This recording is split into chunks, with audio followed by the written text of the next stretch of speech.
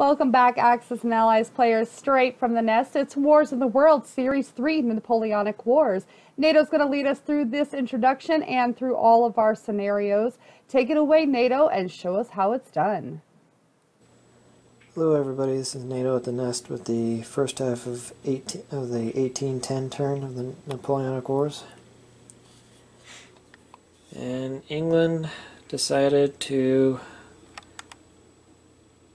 go for Spain and support Portugal. It figured that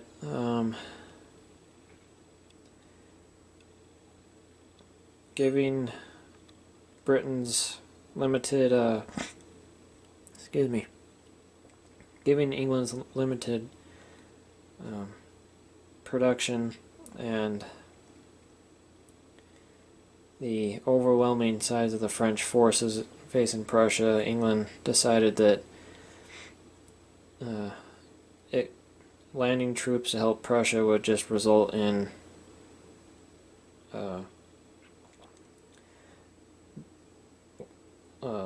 large amounts of British deaths, and the outcome would be the same with Prussia falling regardless.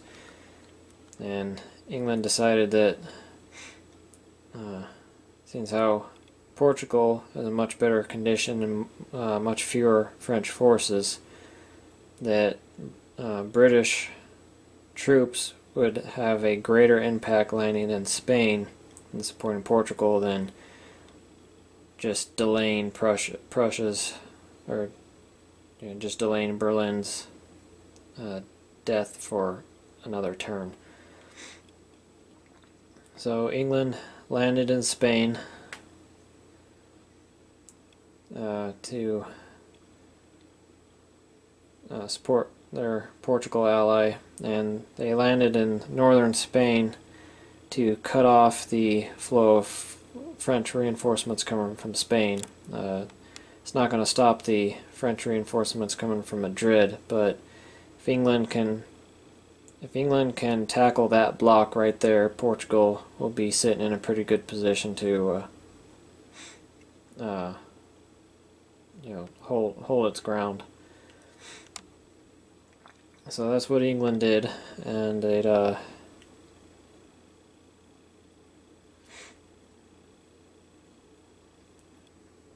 sorry, lost my train of thought for a second. England, continued to move its frigates down to continue fighting the French.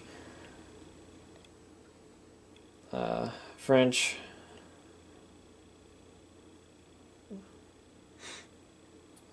well, I'll save that till I actually get to France's turn. Spain has completed its factory, so Spain can now start producing units again in South America. Russia continuing to move stuff north to Finland and the Baltics. Prussia, it reinforced Munich again, but that French cannon having that first strike is really paying off, because with each battle France gets into, half of its hits are coming up on the cannon, so it's seriously reducing the number of dice that their opponents can roll against them. And France took Western Germany and Munich, so now Berlin is very much threatened. Oh, I forgot to roll for French Imperial Guard with those guys, so I'll do that after I get off the camera. Sweden built a transport, so it's looking to try and make some landings somewhere in against the Russians.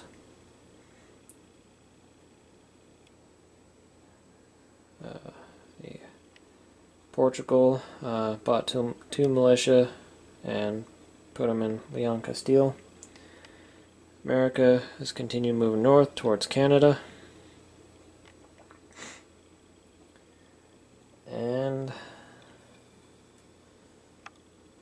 was the turn. So, you know, Prussia looking like it's on its last leg. English army for the first time in this scenario getting involved. Sorry. The French did attack that British army in northern Spain, and the British won that fight. France didn't get any hits. England was able to inflict one hit, so not a huge victory, but it's better than nothing. So Prussia on the verge of collapse. England, the British Army making its debut in the scenario with its very first battle. Kind of surprising since how we're so many turns into this, and this is the first time the British Army's been able to fight an engagement, but that's due to the British Navy getting diced early on and Spain rolling over the British Navy. It's just now recovering.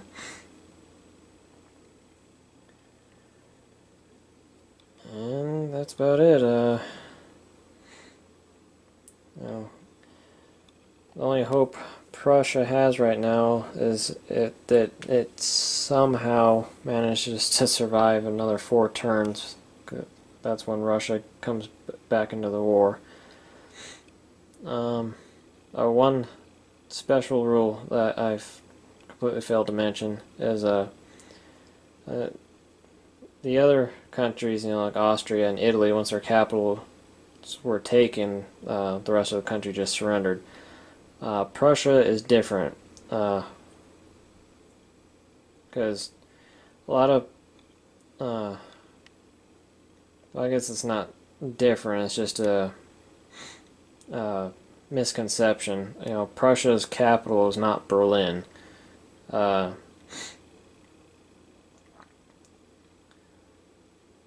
Well, it is and it isn't.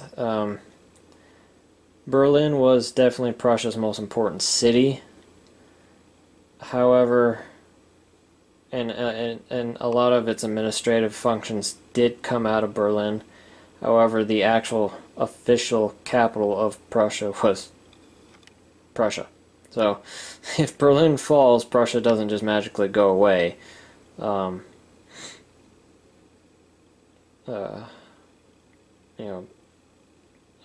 Prussia will continue to fight from East Prussia, so if Prussia can somehow hold out for another 4 turns, they might have a chance of surviving, because Russia will switch sides again. Yeah, Russia's like the worst ally in history, because they keep switching sides, but if they can survive 4 turns, Russia switches sides again in 1812, and Russia can come to Prussia's rescue, maybe. Regardless of what happens, Prussia falls. That's not necessarily a death sentence for England, because, like I said, Russia does switch sides again, so France is going to have to keep the majority of those units in Europe, Eastern Europe, to either make a drive on Moscow or just simply hold off the Russians as they come charging back across. So it's not like if Prussia falls, all that can turn towards Spain. Most of that's going to have to stay put. So that being said, it'll be much easier for England to win if Prussia's still in existence, but we'll see what happens. England is getting close to completing its research on infantry squares.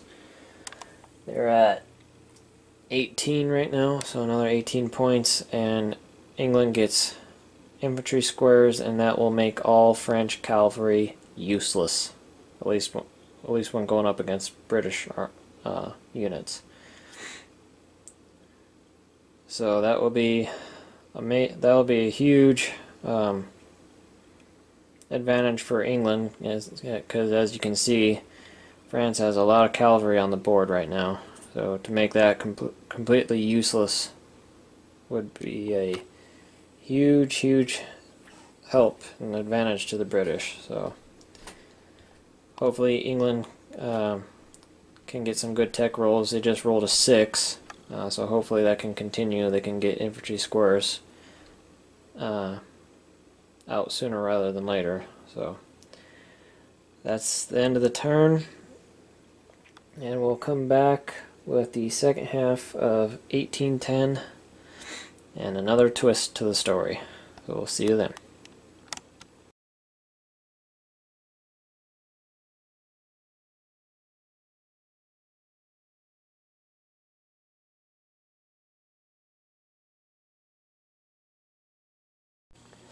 Hello everybody, this is Nato at the Nest, the second half of the 1810 turn of the Napoleonic Wars. And before we get into the turn, another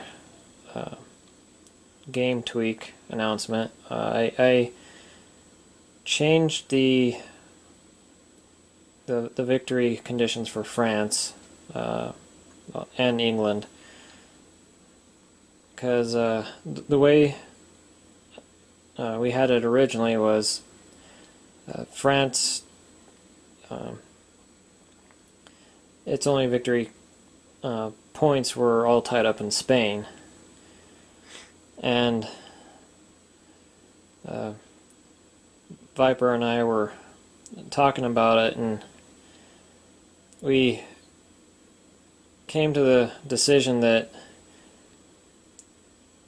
you know, could run into the scenario where, you know, France does amazing in Europe, so, you know, takes Italy and Austria and Prussia and, you know, advances deep into Russia, so it just does phenomenally in Europe, but it loses, you know, three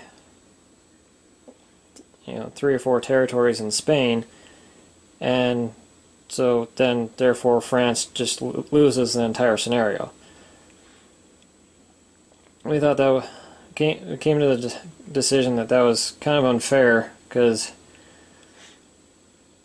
you know, if France has complete domination over all of Europe, but it loses half of Spain at the last minute, that shouldn't constitute them losing the entire war. So we revamped it so that France gets credit for taking, you know, various European places. So, you know, France gets a point for taking Rome and Austria and Berlin, you know, Warsaw, Moscow and stuff. You know, so it can't lose the entire scenario just because a couple rounds of combat go south in terms of production, fairly worthless peninsula. So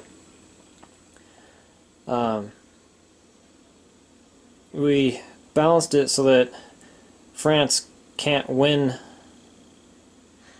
France won't be able to win the game from just European points. It still has to hold some territory in Spain.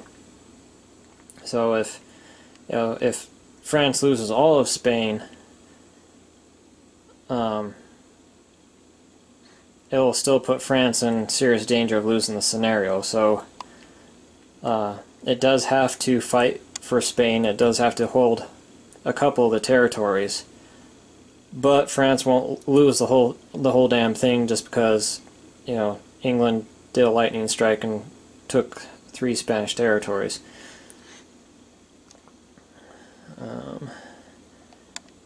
And I had to, and because of doing that, you know, obviously I had to tweak England's points, and then tweak the America's victory points a little too, to reflect the change in what I did with France. And we'll get into more detail about England and France's new well, not new, just slightly altered victory conditions for them later on. Probably like when America gets involved. So game change wise, that was it. The other announcement, if you recall, I ended the last video with kind of the cliffhanger ending that there was going to be a twist to the scenario. And that twist is that Mexico has rebelled against Spain. Historically, this happened, I want to say September 1810. I could have the month wrong, but it was definitely second half of 1810. And so what that does is, well, aside from Mexico and Spain now being at war with each other, what that does gameplay wise is it adds a second completely separate war to the scenario that is separate from what's going on in France or Europe with Napoleon, and has no bearing on the outcome. So like whether France wins or loses in Europe will not affect the Mexican Revolution against Spain in any way. It's its own separate entity, its own separate war, its own separate victory conditions, and vice versa. So, you know, Mexico winning or losing its revolution will not affect France winning or losing, you know, the European Napoleonic Wars. So, and so that not to say that, you know, the Mexican Revolution doesn't matter, because, you know, like, you know, each scenario, how it ends affects future scenarios. So Mexican Revolution still matters. So, you know, if Mexico doesn't win its revolution, then down the road that means there's no Mexican-American War 2 scenarios down the road. So it still matters for future scenarios and will affect future scenarios. It just won't affect the Napoleonic War and how that plays out. And when America gets involved in the 1812, what's called the War of 1812, it'll be the same principle. It'll be its own separate entity, its own separate war, its own separate victory conditions with Britain that will have no bearing or no effect on the France's fight in Europe, and vice versa. France's fight in Europe will have no bearing or effect on America's fight with England. And so at one point, and actually fairly soon, because next turn is 1811, and you know, American War of 1812 starts in 1812. So fairly soon there'll be 3 completely separate and independent wars going on at the same time. They're, you know, completely independent from each other and don't affect the other 2. So it'll be quite the mess and a lot going on, you know, all over the board. So be looking forward to that. So with that, I think that's all the announcement stuff out of the way. So I think we can get into the actual turn. England landed reinforcements in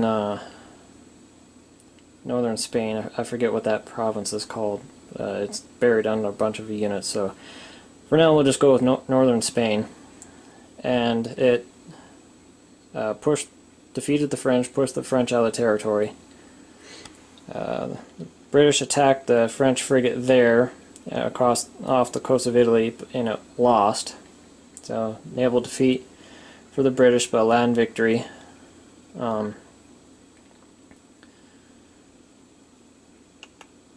So England now is presented with a choice. The original plan, because Portugal was to keep that French army busy right there, and the original plan was for that army to attack and take Madrid, because if England could take Madrid, close down that factory, French reinforcements would have to come all the way from Paris, whereas British reinforcements can come directly from the factory. Much shorter supply line, and give the British the advantage. However, France did really well on their rolls. Most everything hit and destroyed the main Portuguese army, and so now that army is now, free and in the open and in a position to hit Portugal. And considering it only has 1 infantry and 2 militia, that army right there has a fairly good chance of being able to sweep that in one roll, and that would take Portugal out of the fight completely, because that's Portugal's capital.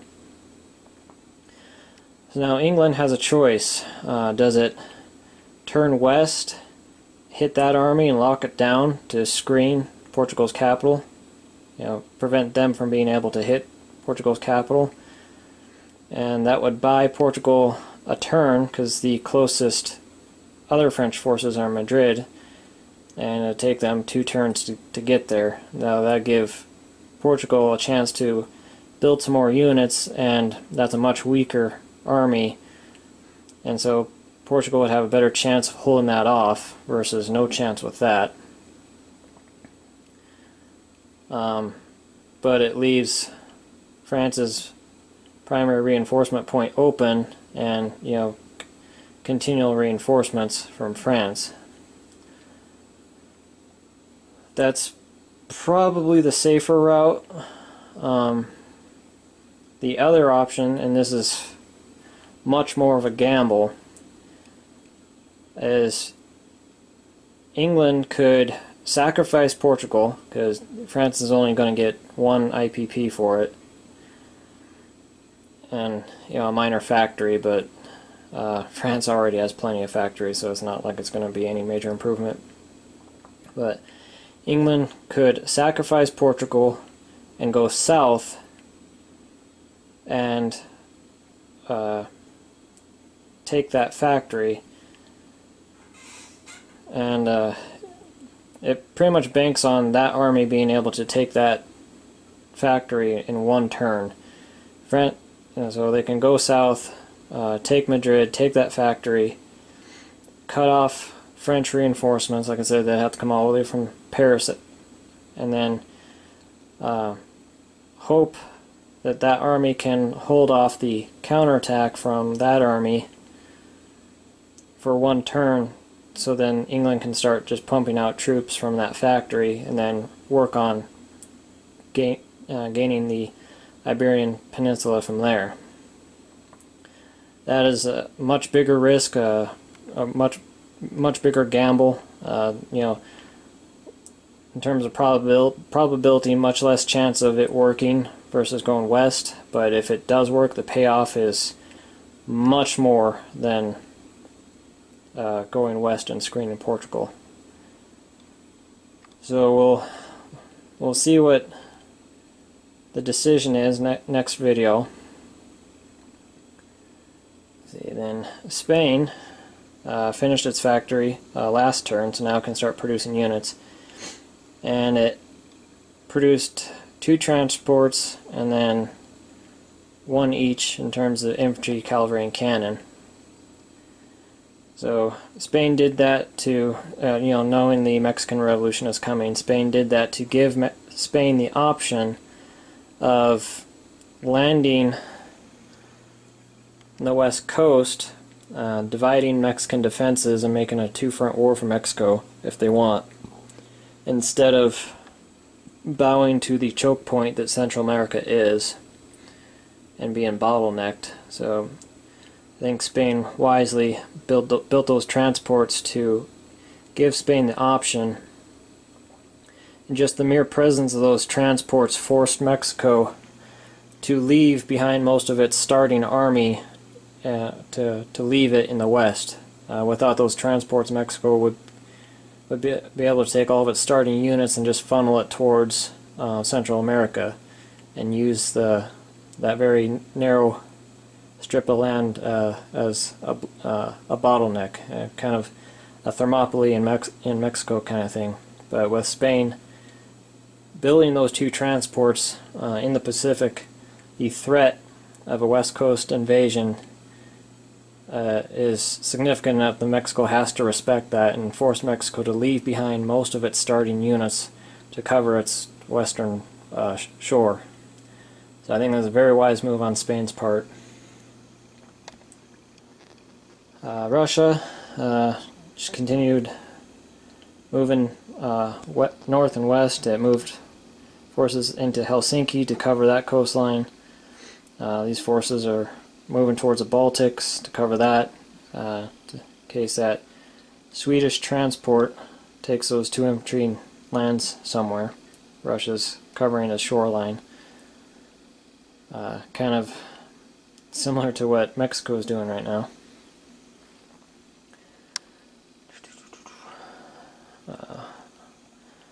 The Prussians have lost Berlin. So Prussia has retreated to East Prussia, and Prussia is going to have to be scrambling for ideas to delay the French long enough for Russia to switch sides again and come down on Prussia's side. So it's not.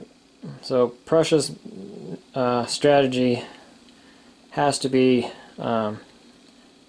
delay. It obviously has no chance of defeating that large French force.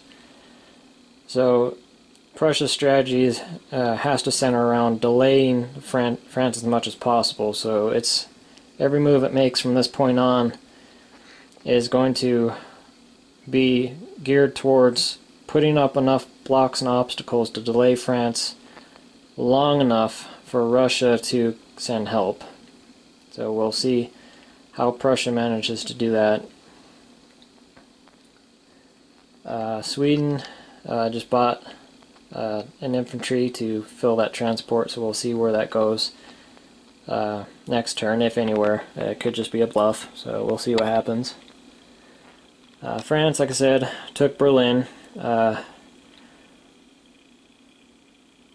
One thing England did do by landing such a large force right there is it did draw off some French pressure from Prussia. That army right there used to be in Western Germany, and the original plan was for that army in Western Germany to move on to Stettin, which is undefended, and the Munich army to move into Berlin and take those two territories simultaneously, leaving East Prussia the only thing that's left. However, that very large British army that landed right there, and with more British troops to come, and with the ability to land those anywhere, forced France to pull back about half of its army, its Central European army, pull it back to cover France in case England decides to land in mainland France, which how with the French success has almost kind of been left at vulnerable, because France has had a lot of successes, it's taken a lot of territory, but it's also spread France's forces out along great distances. So its interior is virtually empty. And so with all of the new acquisitions, France has a lot of coastline to protect, and England can land anywhere. So, and also if that British army decides to go north instead, make a line drive for Paris, you know, if they manage to take Paris, that's it. Game's over, France loses. So that large British army, that size and that close to Paris, presents a very large threat that France cannot ignore. So it's forced France to pull back nearly half of its Central European army to cover the coastline and to cover Paris. So, so that gives Prussia just a little bit more of a chance to, survive. So, we'll see how that goes. See if what England does, if it goes west, south, or north, and we'll see if Prussia can hold out long enough for Russia to come save it. Let's see, Portugal bought 2 militia, put it in Portugal to make a last kind of stand, tie down French forces as much as possible. We'll see if what England does, what England does next turn will be kind of dependent on, whether or not Portugal survives. America moved its forces into New England, threaten Ottawa once the war kicks off. And with this turn, America can now start make production rolls for the graduated income, and America rolled a 4. So America will finally get the opportunity to, sorry about that, heard a noise and I jerked, but America will finally get the opportunity to start producing units next turn. So that's going to stretch Britain's already very, very limited and overextended resources to yet another front in conflict. And then what did Mexico do? Oh, Mexico couldn't buy anything because this is the first turn it existed. So Mexico's production is 14 right now, so next turn they'll have $14 worth of stuff to spend. And we'll see what Spain does with those 2 transports. It's got 3 units now, so it can fill up 1.5 transports, so we'll see what Spain does with that. If Spain just moves up Central America, or if it loads up and heads for the west coast, we'll see. So that was second half of 1810. Pretty momentous turn with a lot of events, a lot of strategy shifts. A new player entering. Mexico makes its debut. So new player, new war, and then some battles won and lost that pretty changed the balance of power pretty substantially, and forcing everyone involved to change their strategy pretty dramatically. So we'll come back next video with a new turn and a new year, starting 1811, and we'll see you then. Hey, thanks for watching Axis and Allies players. Don't forget to hit a squat on that like button. If you'd like to see more videos just like this, go ahead and click on our subscribe button. You can view all of our other videos on our playlist right here on Viper and NATO, straight from the nest, coming at you from historical board games, Z-Man Games, Parker Brothers, Hasbro, and Wizards of the Coast. Thanks for watching, guys, and we'll see you on the next round.